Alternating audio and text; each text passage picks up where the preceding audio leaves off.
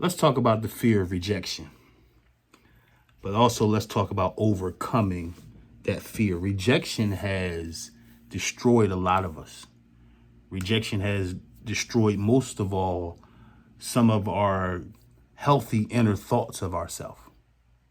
Rejection can be a terrible thing, but I'm learning that really 90% of life is what happens, or 10% of life is what happens to you, and 90% is how you handle it.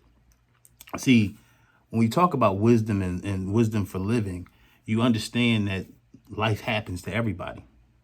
Life happens. You never know which way the wind is going to blow. You can wake up in the morning and plan such a great day. You never know what's going to happen that day. I never expected to lose a child. I had to figure out how to live through it. I never expected to lose my parents so early. I had to live through it. Or some of you might say, well, Christian, that's not rejection. That's somebody passing. Well, that feels like rejection, especially when your child passes away, because you feel like I was here to raise that child, not to lose it. So overcoming rejection is really a decision you have to make for you. It's not anyone else's decision to make. You got to make the decision to continue to be an overcomer. See, some people are perfectionists, but we all know that's not real. Perfect is not real. Redemption is overcoming something. So how do I overcome rejection? Let's talk about 5 ways or 5 thoughts that will help you as far as wisdom's sake when you deal with rejection. I think that one of the biggest things is that you learn that really redirection is found in rejection. I said redirection. See, some of us choose to sit. We get rejected from whatever it is as a job, a relationship, and we feel so rejected, we just go sit. And we don't realize what we're really going through is redirection. It's sometimes what you've determined in your mind, there's something better for you, but you've already determined in your mind that that's the only way things are going to work out. See, many times we go through our own rejection because we're so determined to go a certain way that we can't even imagine another way. And because of our commitment to a way that's not really good for us, then rejection has to happen in order to turn our neck into another direction of life. But you got to understand that not every rejection is supposed to tear you down. Some are just supposed to turn you into another place. See, because many times it's that no. It's that no that wakes you up. And you know why? Because no doesn't mean a loss. No means where is the yes? Where is the door? Right? And every closed door doesn't mean that God didn't want you to have it or you didn't deserve it or weren't supposed to have it. But what if there's a better door? See, we're trying to pick locks in places that really don't belong to us instead of spending our energy to get where we got to go. So take that rejection on the chin. Closed doors aren't about punishment. Closed doors aren't about punishment. Sometimes the closed door is to show you that you have no more time to waste. You have no more time to waste in that place or with that person or with that way of thinking or with that attitude.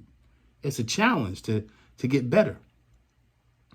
Another thing about rejection, man, is we break down so inwardly so fast because we put too much of our value based on the opinions of other people. Well, what do they think? It's not to say that other people's opinions don't mean anything, but other people's opinions shouldn't sway your day every day. Other people's opinions shouldn't sway your confidence in what you're doing and what you believe in or what you're creating. And so your value, you got to realize that your value is not something that's up for debate ever.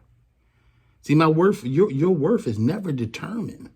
Your worth is never determined by the pendulum that someone else wants you to swing on. That's why it's important for you to determine who you are even before you get the opinions of other people. That way you can balance the opinions of other people with knowing who you are, what you desire, and where you want to go. Otherwise, everything you do will be swinging on how someone else feels about it. And that's hell to pay. When everything you want to do is determined by how someone else feels about it, most likely you won't get anywhere because emotions are fickle. People will feel this way about you today, not feel this way about you tomorrow. They'll believe in you today, invest in you today, and steal from you tomorrow or throw you in the trash tomorrow. Somebody has to be determined about who you are, and that person should always be you. Hit that like button, y'all. If you like this station and this channel and the wisdom that I share with you, hit that like button. It don't cost you anything, but it helps this message go out to people. Why do I want this message to go out to people? For me? No, I done spoke around the world. I've done a lot of stuff. And I'm not looking for wisdom. Wisdom is not a showpiece. Wisdom is something that you ask for and suffer to keep. And so hit that like button because I believe that our world right now is missing wisdom. Plenty of knowledge, some understanding, but little wisdom. Number 3, I think that when you come to overcoming rejection, you have to change your story about what happened. Some of us we just hold on to this negative story. You don't get a job, I wasn't good enough. You start plowing through your life, or why you weren't good enough, or what did you say wrong? And you wear yourself out with what did you do wrong? In reality, sometimes you didn't do anything wrong. But in your story is about you not being wanted, when the reality is maybe that wasn't fit for you. I had a great conversation with a friend one time, and she was being cheated on. And the person went on and married someone else. And I was sitting and talking to her, and she said, well, why didn't they choose me? In fact, ladies out there, listen, I'm gonna have a podcast on the Dear Sister podcast about being chosen. But she wondered, why didn't he choose me? He just went and chose this other person. She was so worried about being chosen that she didn't recognize that the person she wanted to choose her had no idea how to treat her. Don't get so lost in wanting to be chosen that you don't even realize that you got chosen to be treated badly. Oh man, hit that like button, hit that share button, because we all know somebody who needs this wisdom in their life, walking around rejection. And don't sleep on how long you can walk with your head down, rejected, walk with your esteem broken. It could be 20, 30 years. Somebody reject you in your teenage years, but it still carry on and carry on and carry on. Rejection is such a deep thing that you don't even realize that you start living and making decisions out of being rejected, and you start choosing relationships based on being rejected before, and you even how you treat your children is based on your rejection. Rejection is a deep thing. Rejection sometimes ends up turning into shame, and shame is not a teacher. Shame comes to terrorize you.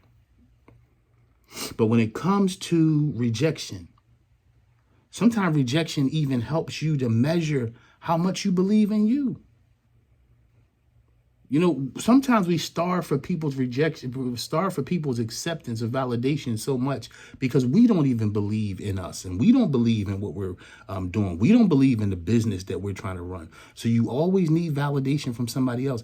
You got to be your first believer. You got to be your first investor, right? And not only with finance, but with thought and perception and knowing you're worthy of it. You got to be the first partaker of your encouragement.